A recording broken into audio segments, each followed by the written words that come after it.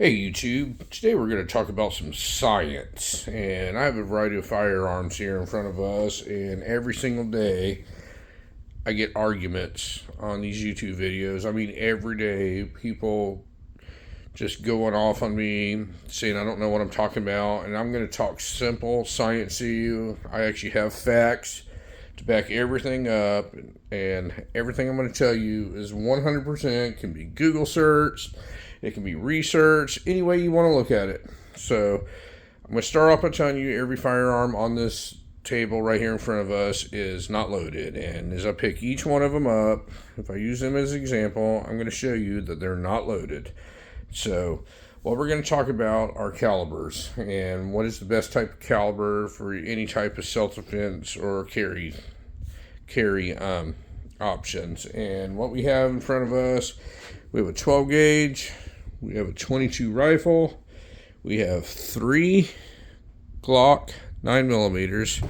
We have 2 Glock 45 ACPs, and we have a Glock chambered in 22 long rifle. And I'm going to pick these ammunitions up, and the ammunition we're going to show you today is we have a 12 gauge slug.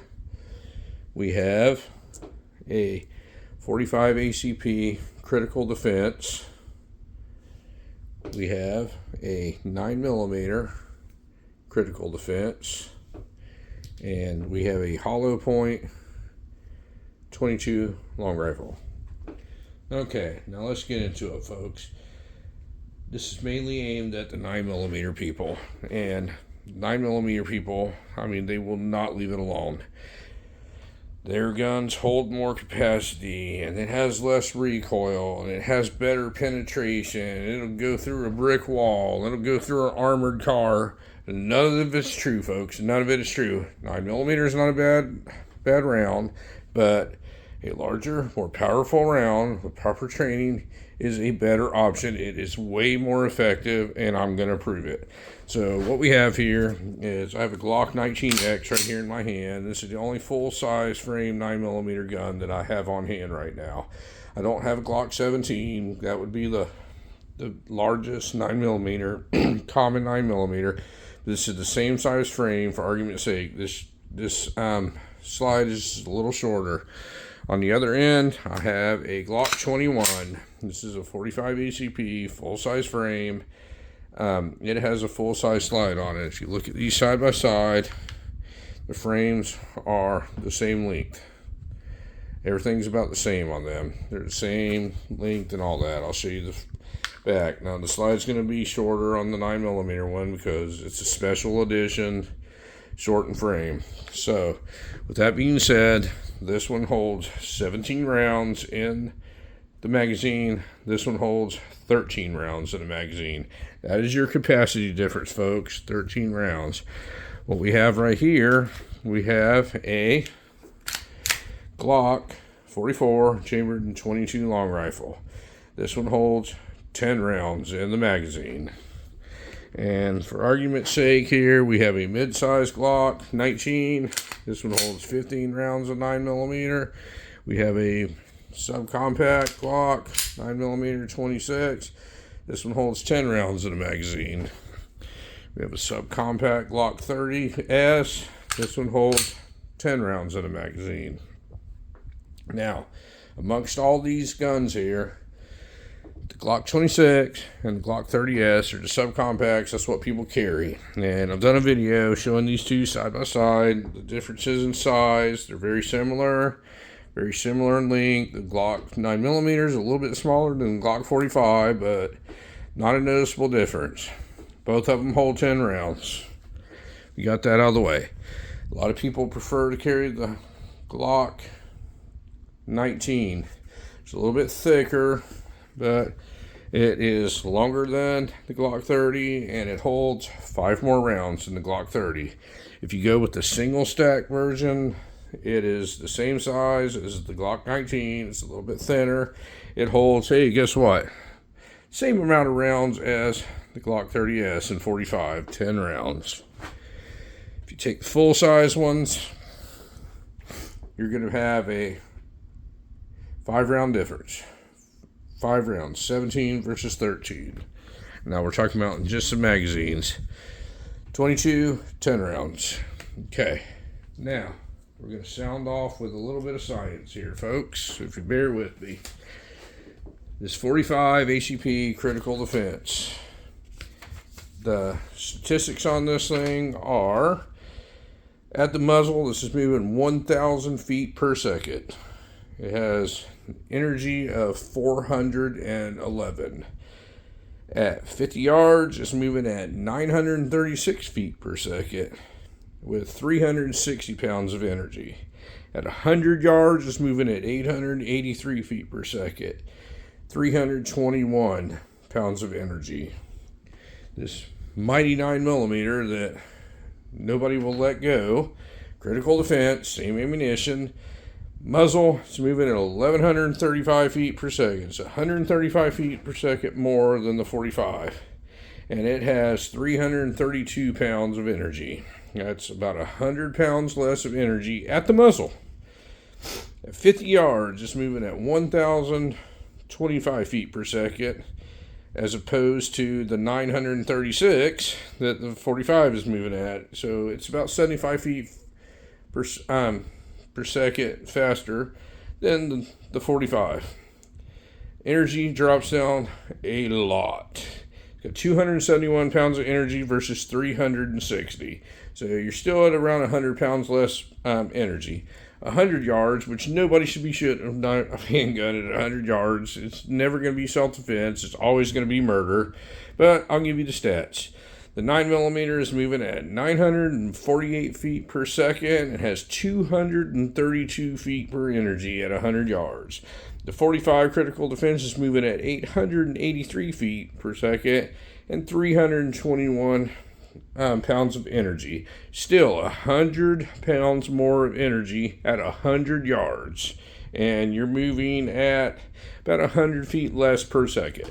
Now let's get into the speed thing between the 45 and the 9mm. Nobody's outrunning either one of them, folks. Neither one of them. It's all about energy. It's all about energy and what it can do. The people that make fun of the term knockdown power, they don't understand ballistics, they don't understand the science. Energy produced upon impact is what will knock something to the ground or absolutely harm somebody. Harm flesh, channel wounds, whatever you want to say. This 45 ACP is way more effective at any range than this 9mm one. And all the people that want to argue about this start talking about, I used ball ammunition as a joke on a couple shorts, and they said all the advancement in modern ammunition has evened them up. It has not, folks. It has not. This came straight off of Hornady Critical Defense's website. Straight off of there. There's no way that this outperforms this. I mean, there's no way this one outperforms this one. There's just no way.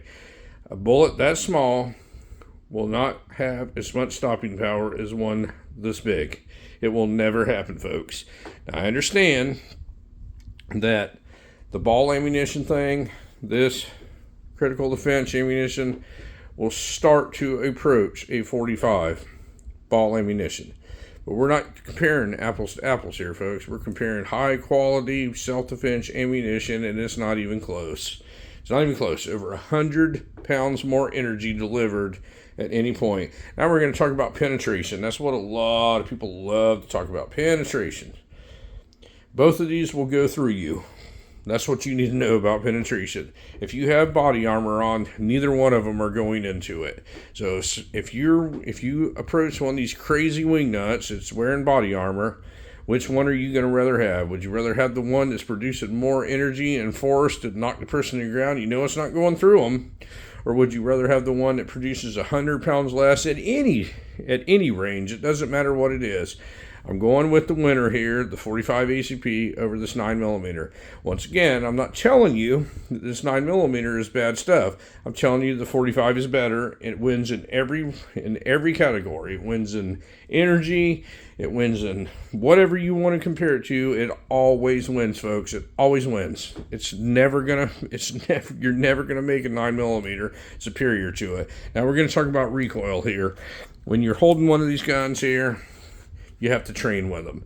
And this is a more powerful round by far than any 9mm, so it is going to have a little bit more muzzle flip to it. What fixes that is training it. You need to learn how to train with your weapon. If you want to have an effective weapon that will work in any situation, train with it. If you don't want to train, you want to be lazy, pick this 9mm here, because I think a baby could shoot it.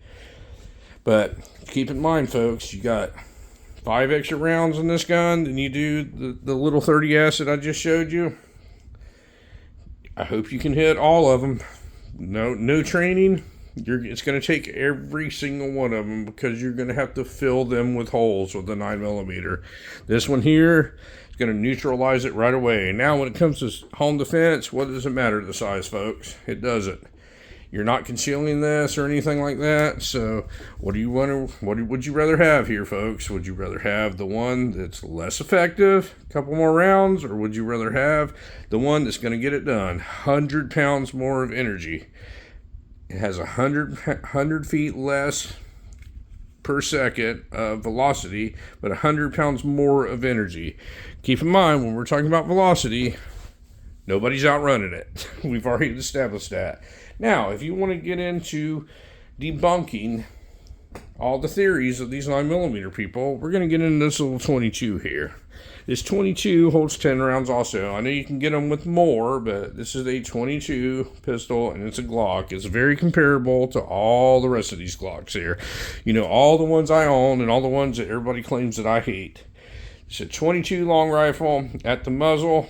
A 36 grain 22 is moving at 1,260 feet per second. That is far faster than this 9mm right here, with the hottest ammunition in it. And it's producing only 127 pounds of energy. I wonder why that is, folks. The reason it is right here. The size of the bullet.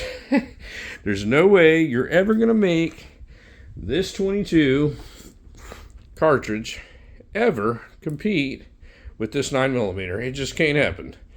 It's too small a bullet. I don't care how fast it's going. Nobody's outrunning anything, so it's not going to happen. And I'm going to prove myself right here, folks. I'm going to prove it. This is a shotgun slug right here. Shotgun slug. Now, if you're going into all the 9mm people that start talking about recoil and be able to control something and how fast something's going, and they don't need a bigger bullet, well, every single one of them, if they were defending their family, would grab this 12 gauge as a home defense item way over that Ruger 1022 that shoots 22 long rifle. Which one do you think they're going after? Now, the shotgun slug, this one's moving at 1,400 feet per second. Muzzle velocity. This one's only moving at 1,200. Which one are you going to bet on your life on? Every single person that starts talking all this garbage online and making all these stupid comments and trying to look like a hero would pick this one. It's got a lot more recoil, but it also has a lot more energy. And you don't need a whole lot of follow shots when you're using a 12 gauge shotgun. Folks, it just never ends. It never ends with these people. They all have to be right, and it's fine. I understand that people love 9mm pistols. I do also. I have 3 of them right here in front of you that I own. If I didn't like them, I wouldn't own them. I'm just telling you science, folks. You got to stay away from the YouTube University, and you got to understand science and physics. It's very simple. A larger bullet, moving a little bit slower, will do more damage. It's more effective. The point is to bring the target down, neutralize the situation. And both of them are going through a human body. It doesn't matter. And anybody that doesn't think one's going through a human body, stand in front of one of them. It will go straight through you. I've heard the whole car door thing. Some guy made a YouTube short that it showed somebody shooting a 9mm pistol and a 45 pistol, and he said that a 45 would not go through a car door. I want that guy to sit in his car and let somebody fire a 45 into his car door and see if it touches him. He should be safe. I mean, and all the people that believe it, they all should be safe. Folks, they're stupid. That's just no nice way to say it. They're stupid. The 45 ACP is a more powerful cartridge. The 9mm is adequate, but I prefer something that I know works, and it works for me. I have enough sense where I can train with stuff, and I can control recoil. I can do follow-up shots as fast as any 9mm person, and when I do my follow-up shots, mine are hitting with 100 pounds more of energy at whatever range that they choose to do. But anyway, folks, I want to go through this. I want to jump on my soapbox real quick, run through a little bit of science for you. You have any questions, feel free to ask. This really isn't about these weapons right here on the table. It's about science, and I've done videos on each one of these weapons individually, and I'll be glad to answer any questions you have. Anyway, folks, thank you very much for watching my video today, and you folks have a great day.